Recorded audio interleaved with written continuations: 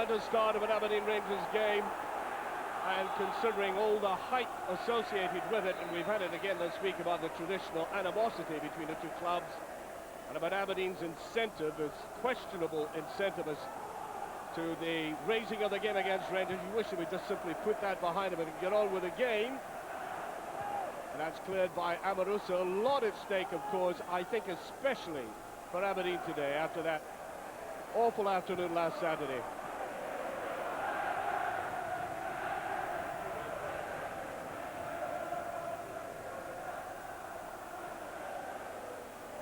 Van Bronckhorst back to the side again.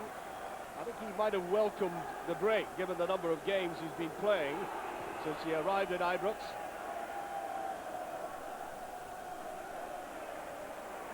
Perini caught out by pace, and that just breaks away, unfortunately, for Aberdeen there. Very quick on the uptake entry is wide. It's going to be very interesting to see how, not just how much he lasts the pace, but how sharp he is in a game that's traditionally extremely sharp.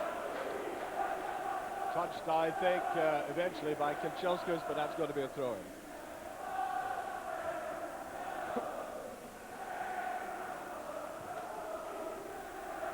Amoruso with his eye on it. Yule did very well to get the touch, but he had to have somebody playing alongside him. And a pointer's jump for it when there's nobody there. Wallace, much too quick. Kiriakov, Yule. Oh, far too ambitious a ball by Kiriakov. Got to be a little more composure in midfield by both sides. Scott Wilson tried to achieve that. Vidmar. And nobody pressurizing that Rangers back four there. And Bronckhorst comes back. Plenty time to flick it back to Amoruso. Rangers occasionally, as we've seen them previously, slowing the pace down a lot. Here's Van Bronckhorst. You look for McCann and finds him. Nicely winning ball, well defended. Ingles was in behind Derek White there, just in case.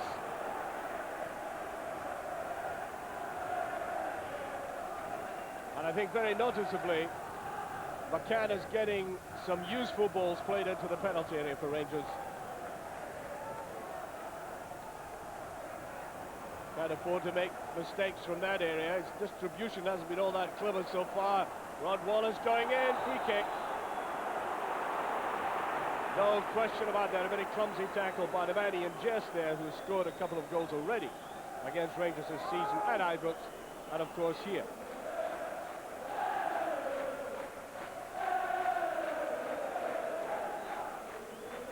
Van Bronckhorst, way to that far side again. Look at Perini, scored! No marking.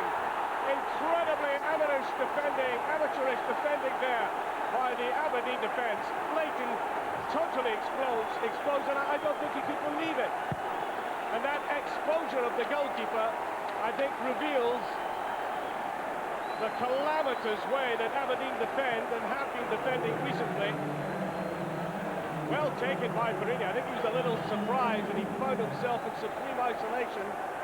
And Rangers, through the unlikely source of their right fullback, playing almost as a left winger here, go one up after 11 minutes.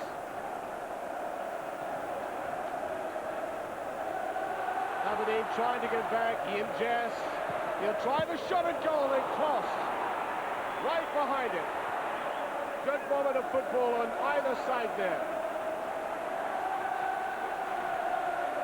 McCann.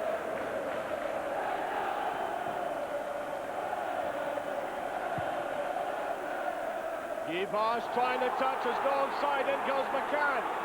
McCann goes in across there. Wallace makes it two. Rangers 2 up in 90 seconds. The Aberdeen defence woefully exposed again. And Rangers could have recited poetry there before putting that ball in the net. There was simply no challenge. Good run by McCann. He had two options to go for it himself, but unselfishly puts it in there to the little man who sees scoring his 20th goal of the season. And what marvellous acquisition this has been for Rangers. What a dilemma for this man whom I've long admired as a player and praised in commentary through the years, Paul Hegarty. Oh dear, who would be a manager?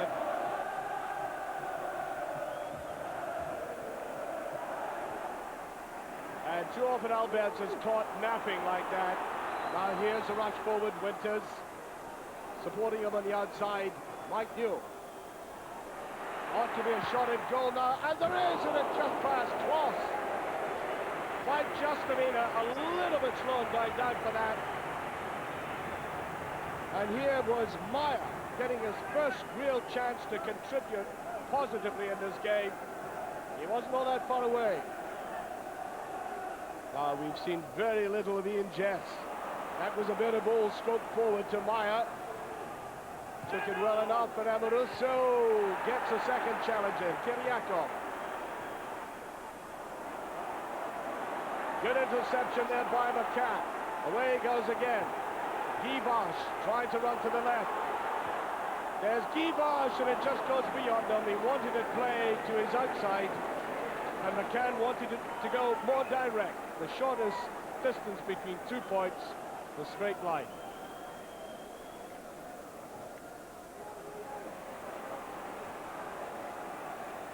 Suddenly Robbie Winters getting a lot of that ball pumped forward to him now. There's a bit of a misunderstanding.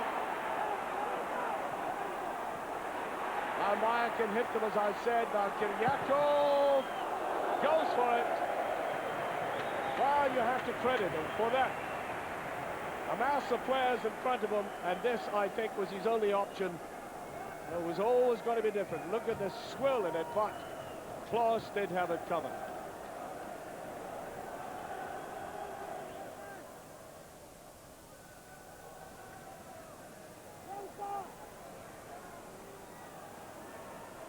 Meyer wanted that ball played back to him. Played in very well, and that's a good goal! In came Mike Newell, and catching that Rangers defence right in the middle there. Beautifully manipulated goal by Aberdeen, who've been building up to that, and that brings them back into the game with a man, Kiriakov, the main thrust. And then a superb little reverse pass there by Robbie Winters. Right inside to Mike Newell, and Newell's second goal of the season coming up here. A courageous dive for that, though very badly defended by Tony Wiedmar.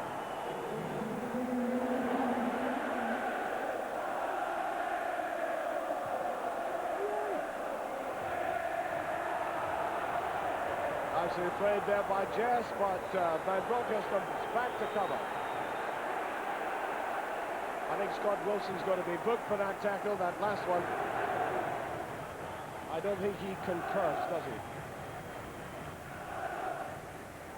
White sending that out. Just good possession again by Aberdeen. Alberts, we've hardly seen. Bad defending again there by Wiedmar. Reckless jump for the ball altogether. And there's the goal scorer underneath it this time. I think that little deflection might have put him off, but he did very well to turn, swivel, pirouette, but just getting underneath it. Genchelskas, nice ball inside, and Van Bronckhorst trying for it. And again, except that I think he fouled that time. Well, once again, Rangers' play has been so staid and stodgy in the last 20 minutes. You could hardly fault Van Bronckhorst for trying it on himself there. And indeed, the half-time whistle goes. What a remarkable game. That sensational 90 seconds when Rangers took the lead. First of all, hopeless defending. Perini popped up all on his own to head it down. Almost an apologetic head of the goal, but it went in eventually. And then the breakaway. Great play again by McCann, and unselfishly slipping it inside to Wallace for his 20th goal. And then Aberdeen's retort. They played courageously. They had a lot of the ball, and that courage epitomised by the way Mike Newell came in front of his defender to pull it back to the half-time score of 2-1.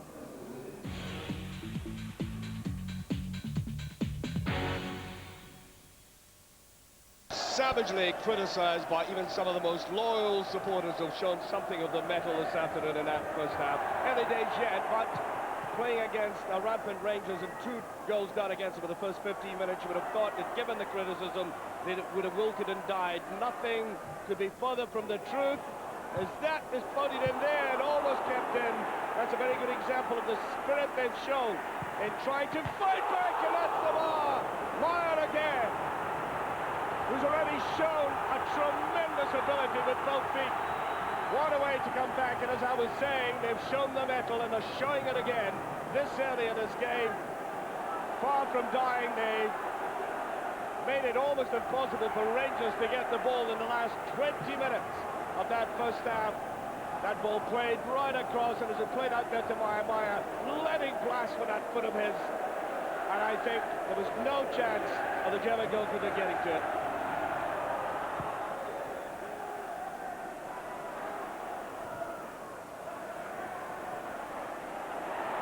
Brought beautifully in there by Jess, and Robbie Winters.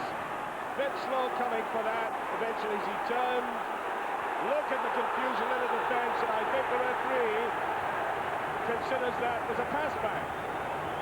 They were certainly shielding the ball. Here's a hard one for the referee. He drags the ball away and doesn't touch it again. Now, is that a pass back? Frankly, I don't think it is. Wonderful chance for Aberdeen to strike back immediately. Andy Dow, of course, the substitute for Kiryakov.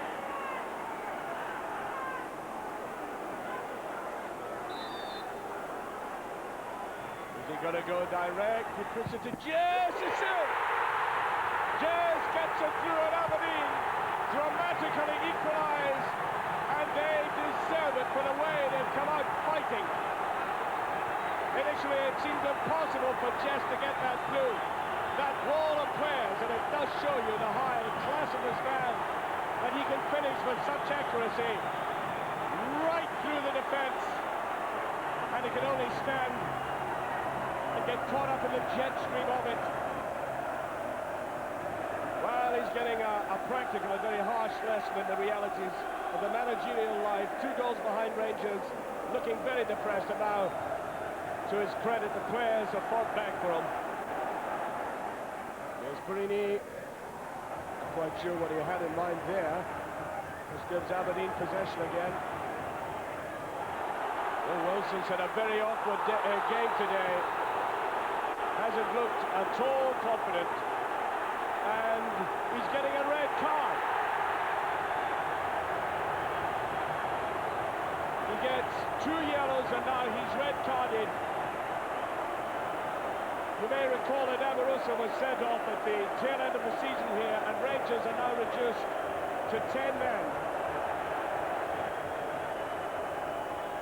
Well, that should have been left, in fact.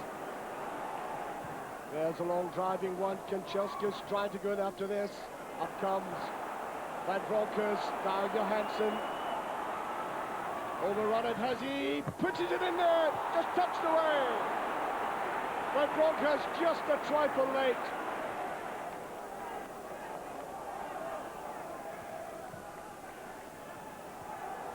Here's Wallace. Drifting forward very nicely. Nicholson on the outside. A decent ball, but there's nobody there. Kanchelskis goes forward. Penalty kick to Rangers. Kanchelskis brought down. Jim Leighton is incensed about that.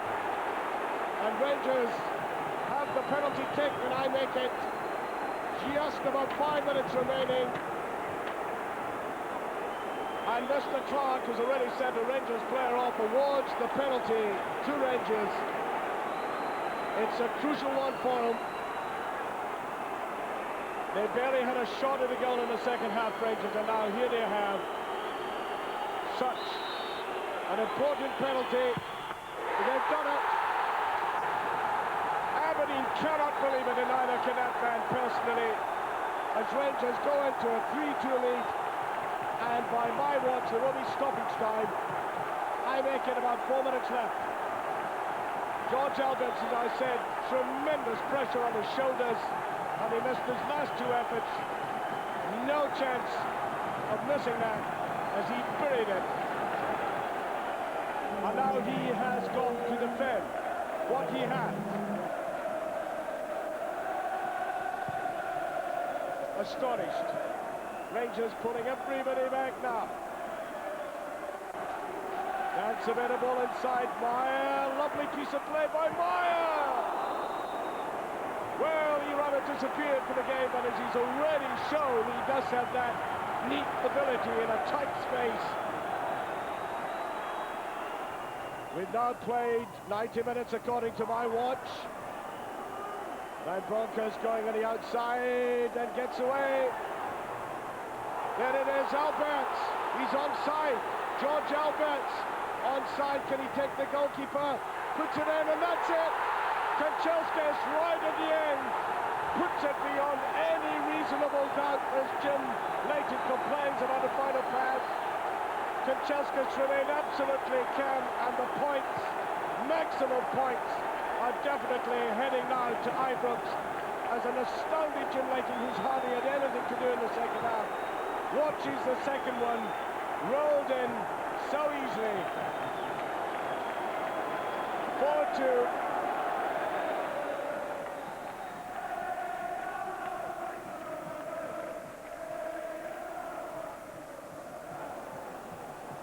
There's that long ball there towards Kanchelskis. Smith right back with him, and there goes the final whistle.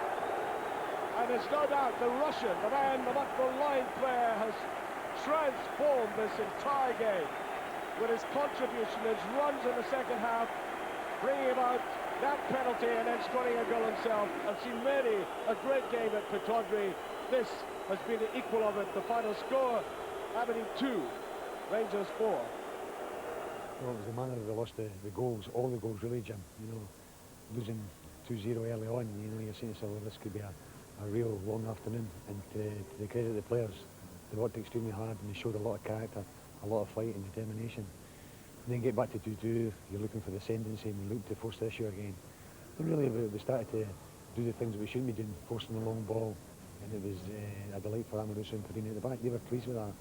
Really what we wanted to do was pass the ball, keep it in the midfield, get it wide and cause them problems, Jim. The overall performance over the 90 minutes, despite the lull, you're quite happy? Well, not happy about the whole game, because what I said, too many players were watching each other instead of taking them in. But at the end, with 10 against 11, they show what they want. And It's bottom against top then. These two sides